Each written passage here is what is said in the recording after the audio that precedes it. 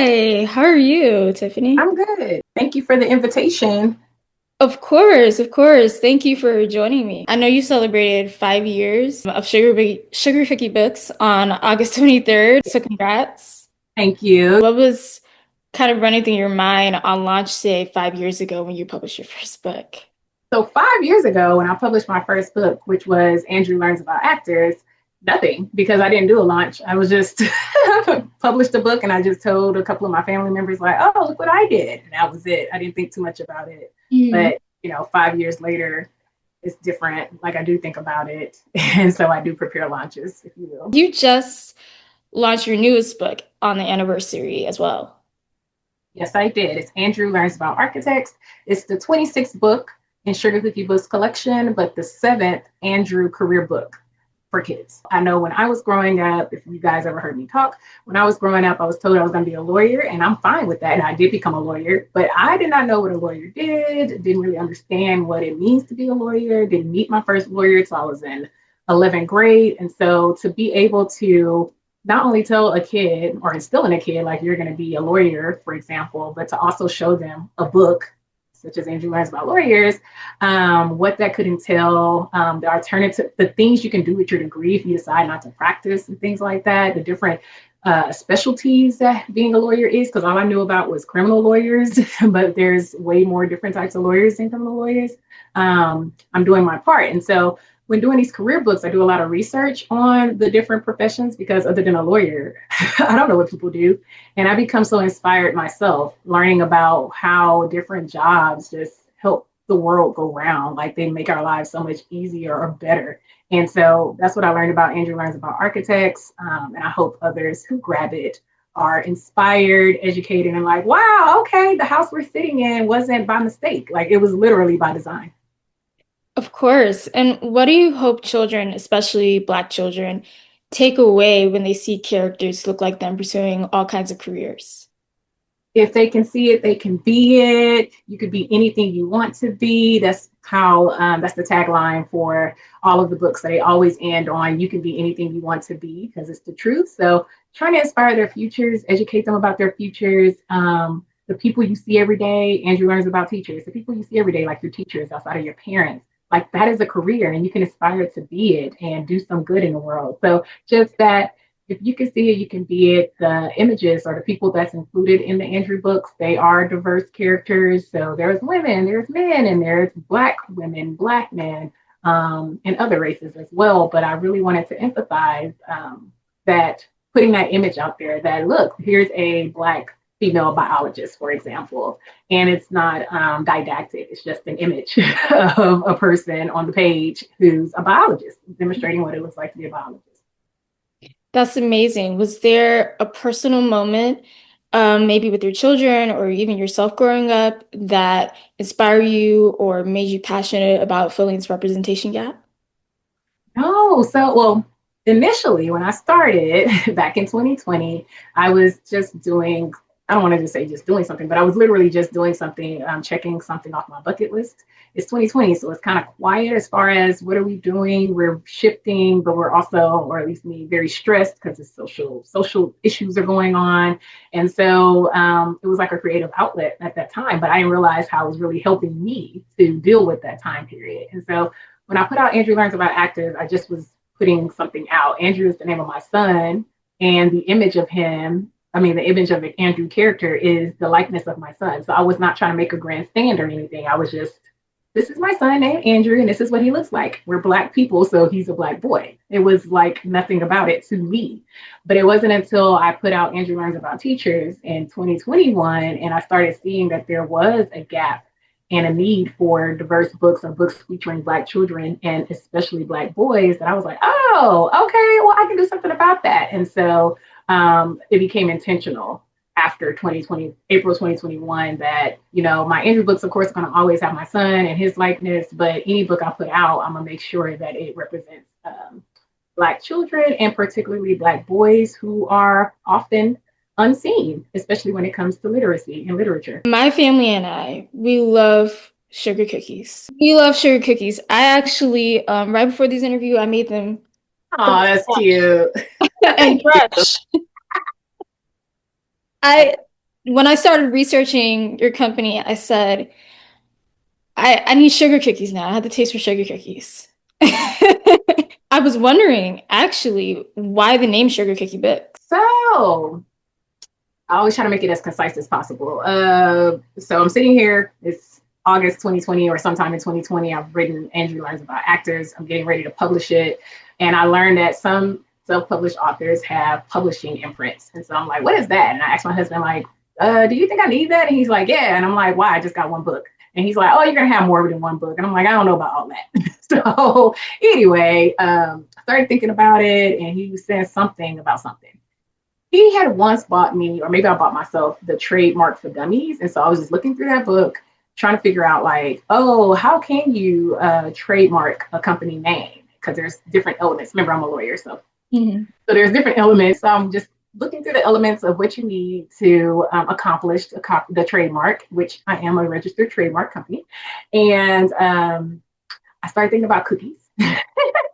And I was like, cookies are very popular, particularly chocolate chip cookies. But I was like, I know I'm in a minority, but I'm like, I don't really care for chocolate chip cookies. Like, I like the batter, but the chocolate chip itself, I don't really care for. I was like, I like snickerdoodles. And I'm like, but that's not really as popular as sugar cookies. And I'm Yeah. like, sugar cookies go hard. So when I was thinking about like the familiarity of the treat, thinking about how people like it's everywhere. So sugar cookies, just like chocolate chip cookies, if they're going to be a treat, you're going to get one or the other. They're trusted. You know where you're getting with a sugar cookie. You know, like grandmas, grandpas, like everybody from baby to old, every generation loves a sugar cookie or a chocolate Mhm. chip cookie. So I was just thinking about making something classic, timeless, familiar, fun, and then it's children. So sugar cookie books. That's a perfect idea, really. I mean, because it also appeals to kids too. Right. And they're always like, I thought you had sugar cookies. So it's funny that you had your sugar cookies. So I'm like, maybe I should start doing these interviews with some sugar cookies on my disc. Maybe Right. so. And you also have a background, of course, as an attorney, as you said, and as an equal opportunity professional. How have these experiences shaped the way you run Sugar Cookie Books? As an equal opportunity professional, that's where the understanding of how important having diverse literature comes. I'm like trying to peddle this whole thing of the school to talent pool pipeline because I believe that, and there are statistics that show that if a kid is literate, then they will be more likely to stay in the talent pool. So, what do? Provide books that they might want to read so they can become literate. There's also statistics that if you introduce them to careers early on, then they'll have something to aspire to and they'd be more likely to stay in school. So again, you can contribute to the talent pool. And so wanting to provide a pool from which a company can pull from just makes sense to me because we tote like, oh, the word diversity that everybody's up in arms about, diversity and DEI, or you're not hiring people who are diverse. But I'm like, we have to build that talent pool as well. We have some responsibility there because you can't pull from a talent pool if there's nothing to pull from. And so that's where my EO background comes in because I'm like, okay, well, if we can funnel diverse children and to keep them in school so they can graduate, creating that pipeline, not starting a pipeline in high school when they've already fallen out, middle school when they're already fallen out, because a lot of times if they are not literate by the fourth grade, then they're probably not going to continue on. So let's get them as early as we can to keep them in the pipeline so we can have a talent pool that is representative of the country. That is an admirable mission. It really is. Yeah, that's amazing. Running your own publishing imprint comes with its challenges, of course. What is one lesson that you've learned along the way that you wish you know when you first started? See, like so many lessons. You want to be successful as an entrepreneur, as a person, as an individual. And so one of the things that I really try to do is bulk orders. So that's getting large quantity of purchase in one order. Mhm. But when I first started trying to do that, I didn't understand how to fulfill that. So it's like something I wanted, but I didn't know how to fulfill that. So when it popped and flopped in my lap, I'm like, oh, yeah, I finally got what I wanted. Okay, now what am I supposed to do with this? Like, how do I send the invoice? Sometimes people are not going to pay like before you mail the books, depending on who you're dealing with. Sometimes they have a net 30, net 60, 60, net 90. And so you have to figure out like, what do I even have that money to cover things like that? So just understanding, I guess, what you're asking for as a business owner, being prepared, like always being prepared for whatever the ask is. So when the ask comes about, you can fulfill it. And not letting other people, here go one, for real, not letting other people dictate what you should be doing with your business. So, for example, I write children's books. So the first thing people think about is, oh, you should have your books in schools. And one, it's not that simple. Like if it was that simple, then yes, it would be there. One, it's not simple, but that's simple.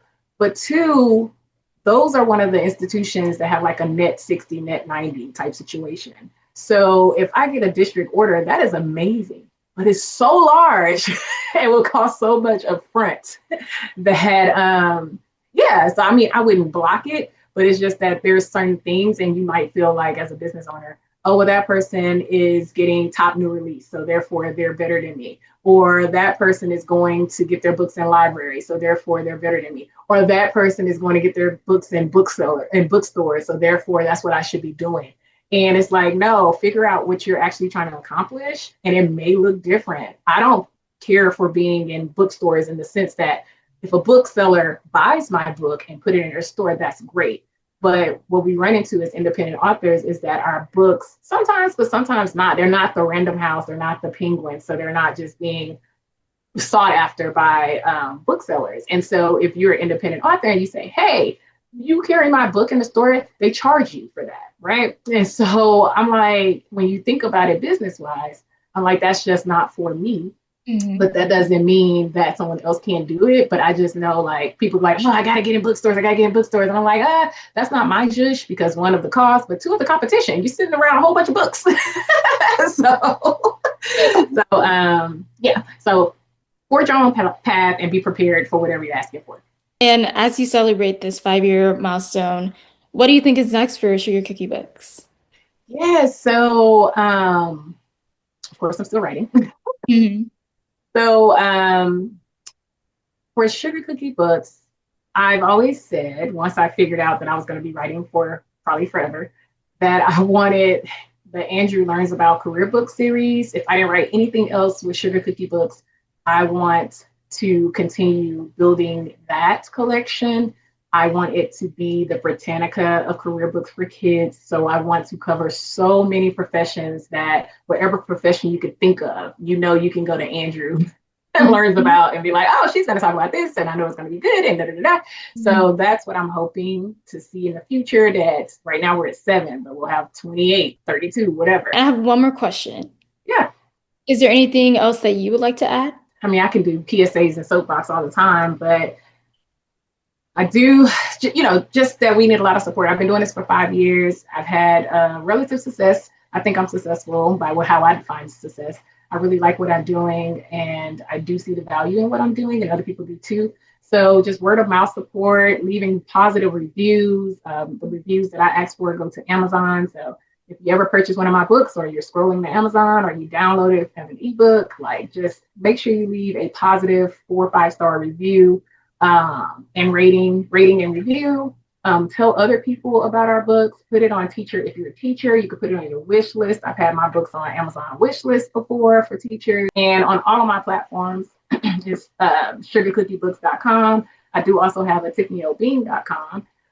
And then I'm on Teachers Pay Teachers, as I mentioned, at Sugar Cookie Books. The store is Sugar Cookie Books. I'm on Instagram at Sugar Cookie Books, Facebook at Sugar Cookie Books, and LinkedIn at Sugar Cookie Books. That is great. And thanks for letting everybody know. Everybody buy Sugar Cookie Books and tell your friends and family about it. Yes, it goes a long way. It Yeah, I really does. know. As an independent, I absolutely understand the Yeah. grind. Yes. But thank you so much. I really enjoy talking to you. Yes. Thank you. Until next time, Rebecca. Yes, until next time, and good luck with everything. Bye. Bye.